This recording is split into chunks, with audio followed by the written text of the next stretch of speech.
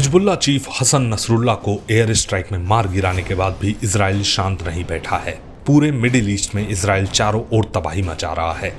Israel के निशाने पर कई और मुस्लिम देश आ गए हैं। हमास और हिजबुल्लाह पर हमले के बाद इजराइल ने अब एक और मुस्लिम देश में तबाही मचाई है। रविवार को इजराइल ने यमन पर जोरदार हमला किया। इजराइल के निशाने पर यमन के हुती विद्रोही थे। इजराइल ने इस हमले में हुती विद्रोहियों के ठिकाने को निशाना बनाया है। खुफिया रिपोर्ट्स के मुताबिक इजराइल ने हुती विद्रोहियों द्वारा इस्तेमाल किए जाने वाले एक बंदरगाह को निशाना बनाया। इजराइल डिफेंस फोर्सेज ने सोशल मीडिया प्लेटफॉर्म एक्स पर इस हमले की जानकारी दी है।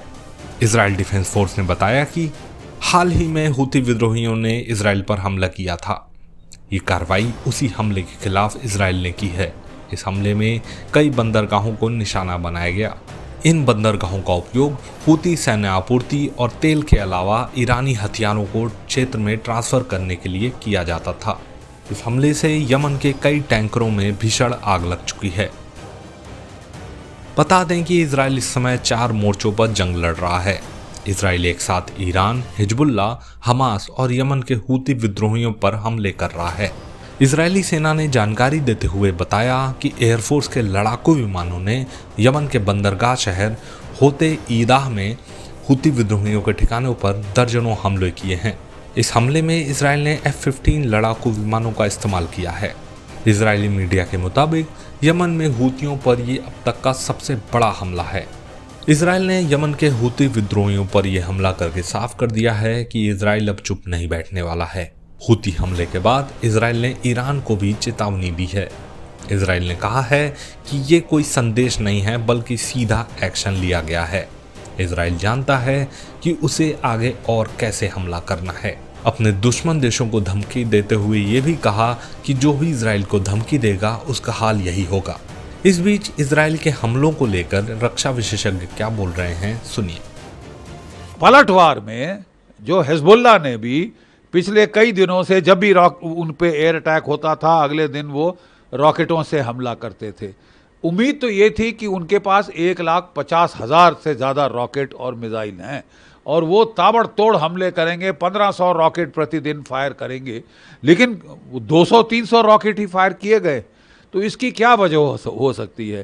पहली वजह तो ये हो सकती है कि प्रीएम्प्टिव स्ट्राइक्स में उनके रॉकेट ही उड़ा दिए गए जो कि वो फायर करना चाहते थे। इसके पहले कि वो फायर कर सकते थे उनको निस्तनाभूत कर दिया। वो रॉकेट्स को, अनगाइडेड रॉकेट्स को, कात्यूशास को वगैरह वगैरह, जो कि हाइमार्स के बराबरी के रॉकेट है, अनगाइडेड रॉकेट है। उनके पास प्रिसीजन गाइडेड म्यूनिशंस भी हैं, वो अभी तक उन्होंने फायर नहीं किए। अब क्यों नहीं किए? एक तो है कि ये प्रीएम्प्टिव स्ट्राइक्स में इतना नुकसान हुआ है कि वो फायर करने के काबिल नहीं रहे। दूसरा कि वो डर रहे हैं कि वो नहीं चाहते कि भारी एस्केलेशन हो और इजराइल ग्राउंड वॉर शुरू कर दे, इसलिए वो हाथ रोक रोक के फायर कर रहे हैं। पर उन्होंने भी पलटवार करने की कोशिश की है, इसमें कोई डाउट नहीं है। और क्योंकि कोई 8 टारगेट्स पे उन्होंने रॉकेट फायर किए हैं। इजराइल की नॉर्दर्न कमांड हेडक्वार्टर के पास कोई 60 किलोमीटर दूर की जो फैसिलिटीज़ हैं उन पे फायर किया है। रामान के एयरबेस पे फायर किया है, जहाँ पे इजराइल का 510, 515, 516 F-16 स्क्वाड्रन्स हैं जो हमले कर रहे हैं बेरूट के अंदर, बेका वैली के अंदर, बॉर्डर जोन के अंदर, और उस पर स्ट्राइक करने की कोशिश की है। फिर उन्होंने एक एमुनेशन फैक्ट्री पे स्ट्राइक करने की कोशिश करी। इसके अलावा जो राफाल इंडस्ट्रीज़ हैं, डिफेंस इंडस्ट्रीज़, उनके ऊपर स्ट्राइक करने की कोशिश की है। तो और फिर उन्होंने तल अवीव के ऊपर एक बैलिस्टिक मिसाइल फायर किया। वो जो कह रहे थे कि हमने मोसाद के हेडक्वार्टर को टारगेट किया। इजराइल कह रहा है कि हमने सारे रॉकेट मार गिराए हैं और कोई ख़ास नुकसान नहीं हुआ है, 6 घायल हुए हैं, ऐसा वो बोल रहे हैं। लेकिन ये भी गौरतलब है कि इजराइल ने सब फोटोग्राफी और वहाँ से इमेजरी आउट होनी बंद कर दी है। इसका मतलब वो नहीं दिखाना चाहता कि कितना नुकसान हुआ है, कितना इफेक्टिव है, कितना नहीं है, और कितना पेनिट्रेट कर गया है उनके मिसाइल डिफेंसेस के थ्रू।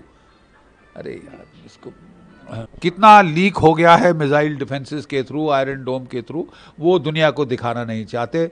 बट अब बात यह है कि साहब, अमेरिका बहुत देर से चेता रहा था इजराइल को कि भैया एस्केलेट मत करो, एस्केलेट मत करो, अब सीज फायर कर लो, अब ख़त्म करो।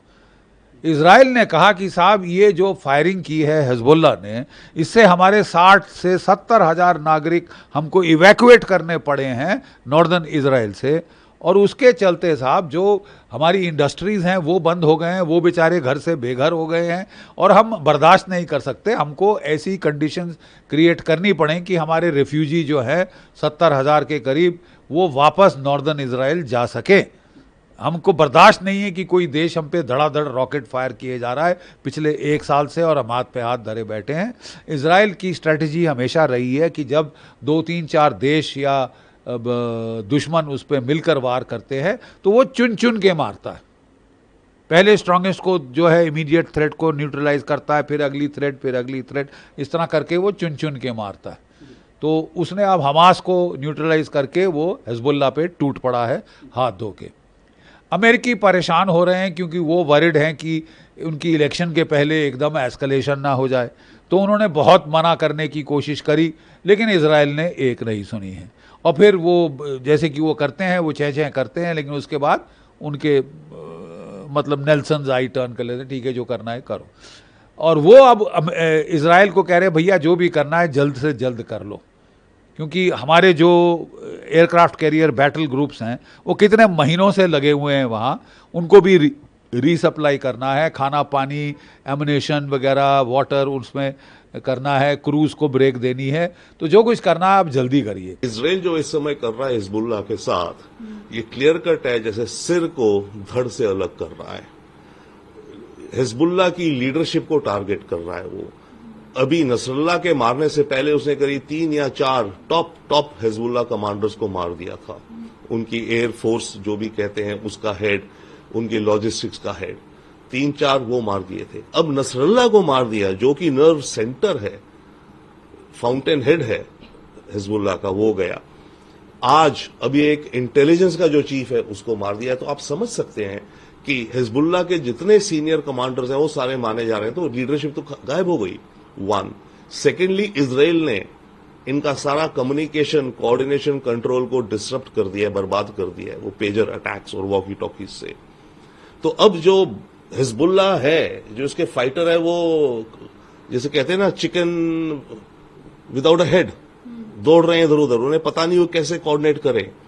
तो इजराइल ने ये अचीव करा है पिछले कुछ दिनों में हिजबुल्लाह के साथ। देखिए, भारत के ऊपर इकोनॉमिक इम्पैक्ट जो इजराइल का गाजा में युद्ध चल रहा है और लेबनान में फैल रहा है, ये मेरे ख्याल से आप 3 भाग में देख सकते हैं।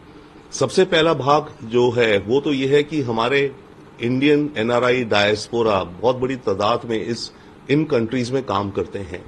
तो जितना ज्यादा टेंशन्स बढ़ेंगी, वॉर के क्लाउड्स बढ़ेंगे, इंस्टेबिलिटी होगी, तो हमारी एनआरआईज की वहां नौकरियां कम हो सकती हैं, कुछ को तो फिजिकल डेंजर भी होगा।